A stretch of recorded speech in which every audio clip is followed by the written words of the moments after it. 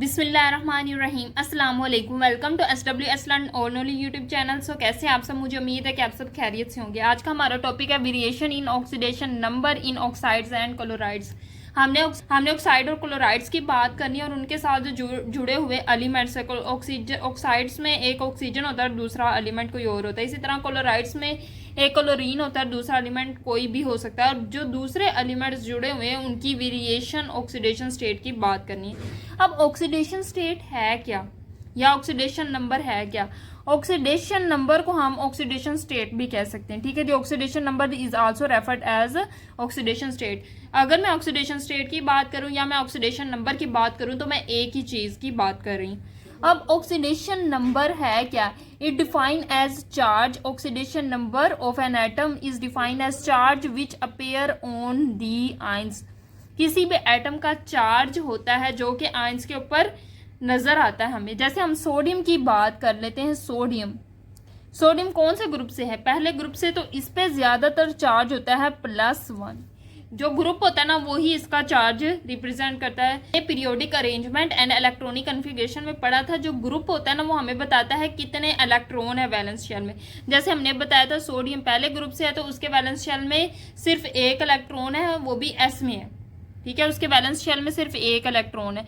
तो इसी तरह जितने वैलेंस शेल में इलेक्ट्रॉन होंगे वही इसकी ऑक्सीडेशन नंबर होगा। या वो आपको चीज क्लियर होगी। Oxidation number of an atom define as charge which appear on the ions. ये भी डेफिनेशन हो सकती है। और एक ये भी है जो oxidation number of an atom किसी भी मॉलिक्यूल में, जैसे हमारे पास NaCl है, ये क्लोराइड है हमारे पास। अब इस पूरे मॉलिक्यूल, ये हमारे पास क्या है, एक मॉलिक्यूल है, इसमें एक एटम पे जो हमें चार्ज, फॉर्मल चार्ज अपेयर होगा ना, वो ऑक्सीडेशन नंबर होगा उस एटम का। The oxidation number of an atom is the formal charge on that atom in a molecule और आयंस। जो मॉलिक्यूल है वो हमारे पास आयन भी हो सकता है और एक मॉलिक्यूल भी हो सकता है। अगर तो उस पूरे के ऊपर कोई चार्ज नहीं है तो वो एक मॉलिक्यूल, अगर उसके ऊपर कोई ना कोई चार्ज है तो वो आयन है। पढ़ लेते हैं oxidation number in oxide and chlorides. अब हम बात करते हैं ऑक्साइड की, देन हम क्लोराइड की बात करेंगे। तो ऑक्साइड की बात करें, एक तो उसमें ऑक्सीजन होता है, दूसरा हमारे पास कोई भी एलिमेंट होता है। अब जो ऑक्सीडेशन नंबर है, जो दूसरा एलिमेंट उसका हमेशा प्लस होगा, क्योंकि ऑक्सीजन पे हमेशा, आपने याद रखना, ऑक्सीजन पे हमेशा -2 होता है। ऑक्सीजन पे क्या चार्ज होता है? -2। अब उसके साथ जो जुड़ा हुआ एलिमेंट उसका हमेशा प्लस होगा। ओवरऑल जितना माइनस होगा उतना ही प्लस होगा। अगर -2 है तो +2 होना चाहिए। साथ वाले एलिमेंट पे चार्ज +2 होना चाहिए। तो जो साथ वाले एलिमेंट पे चार्ज है वो हमेशा पॉजिटिव होगा।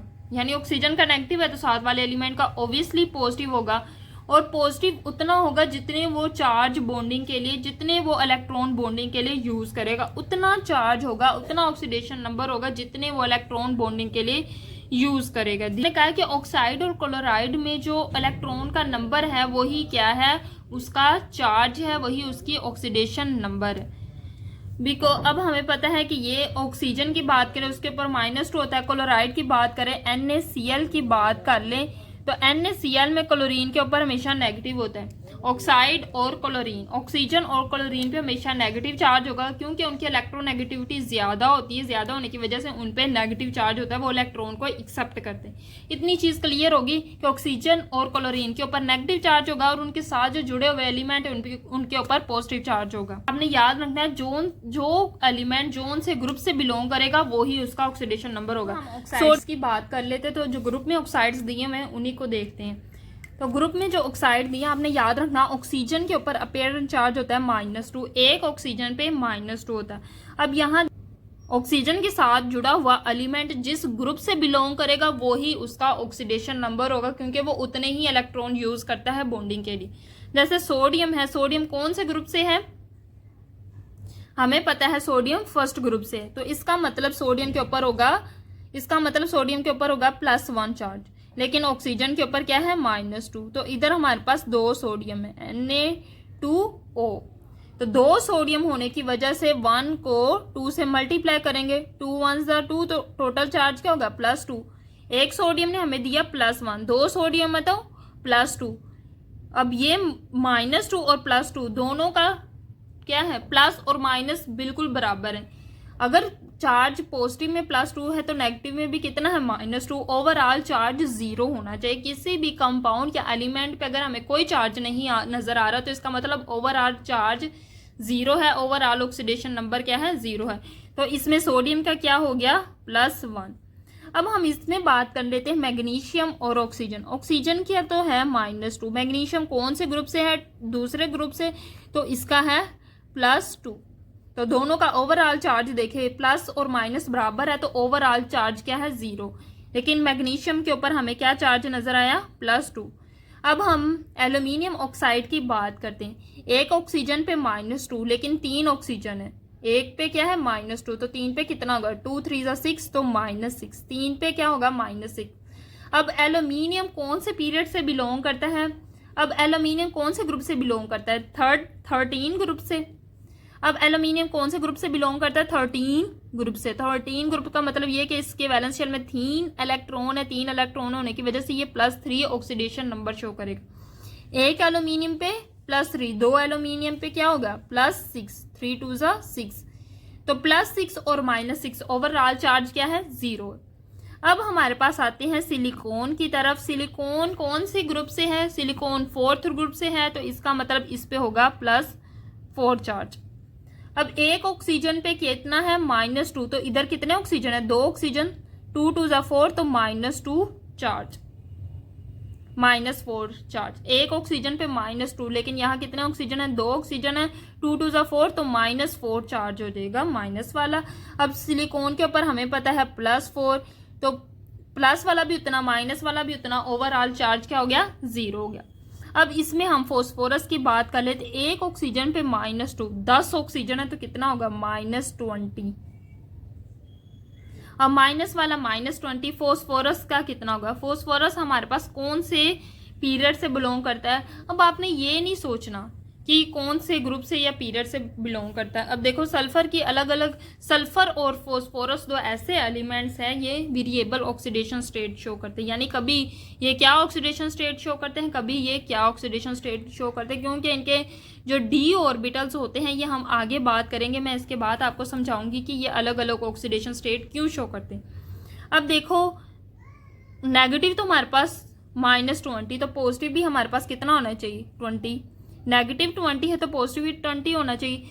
अब एक फास्फोरस पे कितना होगा, 4 फास्फोरस पे 20 है तो 20 को 4 से तकसीम कर दो, 4 1 4, 4 5 20 तो एक फास्फोरस पे कितना है +5 चार्ज।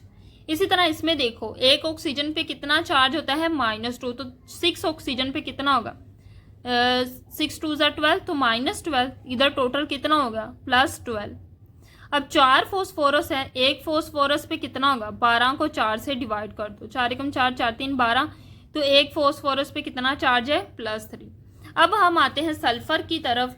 इधर एक ऑक्सीजन पे -2 तो 3 ऑक्सीजन होंगे तो -6, इधर टोटल कितना है +6, जितना इधर माइनस में होगा उतना ही इधर प्लस में होगा। अब सल्फर है ही एक तो पूरा का पूरा चार्ज इसी की वजह से है +6।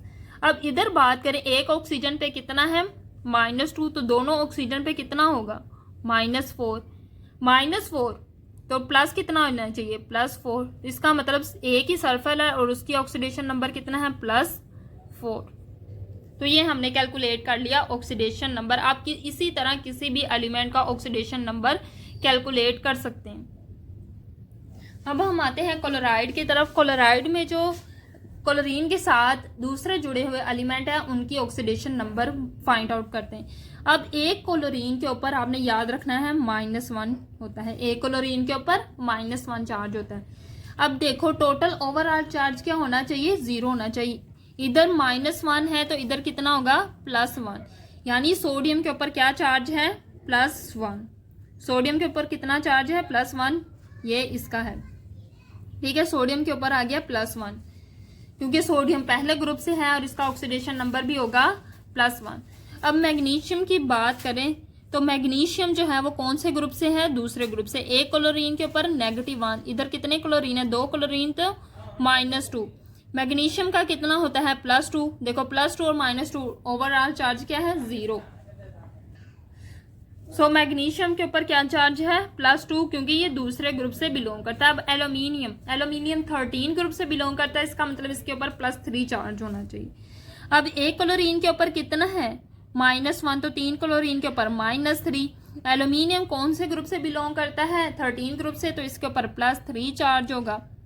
तो टोटल एक एल्यूमिनियम के ऊपर कितना चार्ज है, +3। अब हम सिलिकॉन की तरफ आते हैं। एक क्लोरीन के ऊपर कितना चार्ज होता है, -1, 4 क्लोरीन के जरिए चार्ज आएगा -4। और एक सिलिकॉन के ऊपर, सिलिकॉन कौन से ग्रुप से बिलोंग करता है, 14 ग्रुप से, तो इसके ऊपर +4 चार्ज होगा। तो एक सिलिकॉन कितना उसका ऑक्सीडेशन नंबर होता है, +4। अब हम आते हैं इधर फॉस्फोरस ट्राइक्लोराइड की तरफ।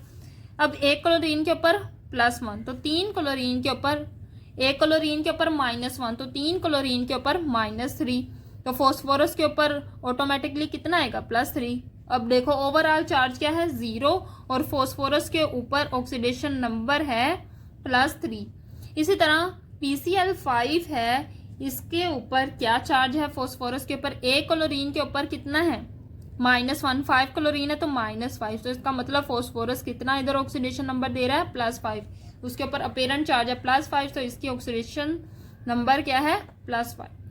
इधर हम HCl2 की बात करें, एक क्लोरीन के ऊपर -1, 2 क्लोरीन -2, तो इस सल्फर के ऊपर +2, तो सल्फर का ऑक्सीडेशन नंबर क्या हुआ यहाँ, +2। सो वेरिएबल ऑक्सीडेशन नंबर भी शो कर सकते हैं। बस आपकी एक चीज रहेगी कि वेरिएबल ऑक्सीडेशन स्टेट क्यों शो करते हैं, because they have expand their octet by exciting electron into empty 3d orbitals. इनके आगे जो इलेक्ट्रॉन्स होते हैं वो d ऑर्बिटल्स में जाते हैं, s और p के आगे जो इलेक्ट्रॉन है वो एक्साइट कर सकते हैं। एक्साइटेशन का मतलब होता है लोअर वाले ऑर्बिटल से उसके ऊपर वाला जो ऑर्बिटल है वहां चले जाना। तो ये क्या करता है, d ऑर्बिटल्स में इलेक्ट्रॉन चले जाते हैं, जिसकी वजह से वेरिएबल ऑक्सीडेशन स्टेट शो करते हैं। अब हमारा ये टॉपिक है calculate the oxidation number of sulphur in SO2 and SO3। इसमें हमने कैलकुलेट किया, लेकिन आपने पेपर में किस तरह लिखना है हम वो देखते हैं। इधर देखो ये उन्होंने दिखाया भी है, यहाँ पे अगर SO2 होगा तो +4, SO3 होगा तो सल्फर पे +6 चार्ज होगा, लेकिन इसको किस तरह कैलकुलेट करते हैं मैं आपको बताती हूँ। अब हम SO2 पे SO2 में सल्फर पे जो ऑक्सीडेशन नंबर है वो कैलकुलेट करने लगे। तो आपने याद रखना है सल्फर का कितना है, oxidation number of sulphur plus कितने ऑक्सीजन है, 2, तो oxidation number of oxygen is equal to total oxidation state charge क्या है, 0 है। आपने ये फॉर्मूला याद रखना है, जितने भी एलिमेंट उनके ऑक्सीडेशन नंबर को ऐड करते जाना है। जैसे इधर सल्फर और ऑक्सीजन है, दोनों के ऑक्सीडेशन नंबर को क्या करना है, ऐड करना है। सल्फर का ऑक्सीडेशन नंबर प्लस ऑक्सीजन का ऑक्सीडेशन नंबर, और ऑक्सीजन कितने हैं 2, तो उसको 2 से मल्टीप्लाई कर देना। अब सल्फर का ऑक्सीडेशन नंबर हमें नहीं पता, तो सल्फर को वैसे ही लिखा रहने दे +2। ऑक्सीजन का हमें पता है -2 होता है, उसको -2 लिख दें, इज इक्वल टू 0। सल्फर ये प्लस माइनस -2 2 ज़ा 4 इज इक्वल टू 0। अब ये इधर -4 है, दूसरी साइड पे जाके क्या हो जाएगा, +4। तो सल्फर का हमारे पास ऑक्सीडेशन नंबर आ गया +4। तो आप इस तरह किसी का भी कैलकुलेट कर सकते हैं। हम SO3 का कैलकुलेट करते हैं। अब SO3 का किस तरह कैलकुलेट करेंगे, oxidation number of sulphur, 2 element पहले आपने देख लेने एलिमेंट कितने, प्लस अब हमारे पास ऑक्सीजन है, तो ऑक्सीडेशन नंबर ऑफ ऑक्सीजन कितने हैं 3, तो ऐसे 3 से मल्टीप्लाई कर लेना, is equal to total charge कितना होना चाहिए, 0 होना चाहिए। सल्फर का हमें नहीं पता, सल्फर को वैसे ही लिखा देने दे, +3। ऑक्सीजन पे क्या होता है -2, तो लिखेंगे -2 इज इक्वल टू 0। सल्फर ये +-3 2 ज़ा 6 इज इक्वल टू 0। ये इधर हमारे पास -3 है, दूसरी साइड पे आके हो जाएगा +6। तो सल्फर के ऊपर क्या चार्ज आया, क्या ऑक्सीडेशन नंबर आया, +6। इस तरह आप किसी का भी ऑक्सीडेशन नंबर कैलकुलेट कर सकते हैं। सो हमारा पहला क्विक चेक का क्वेश्चन हो चुका है, calculate the oxidation number of sulphur in SO2 and SO3। जो मैंने अभी मेथड बताया उसी तरीके से आपने ये क्वेश्चन करना है। उसके बाद है वाई सम p block elements show variable oxidation state, और इसका वेरिएबल ऑक्सीडेशन स्टेट। तो इसका ये आंसर है because they can expand their octet by exciting electron into empty 3d orbitals, क्योंकि ये अपने इलेक्ट्रॉन्स को एम्प्टी 3d ऑर्बिटल्स में एक्सपैंड कर सकते हैं, इसकी वजह से ये वेरिएबल ऑक्सीडेशन स्टेट शो करते हैं। सो ये था हमारा आज का प्यारा सा लेक्चर। मुझे उम्मीद है कि इस लेक्चर में आपको कोई ना कोई इन्फॉर्मेशन ज़रूर मिली होगी।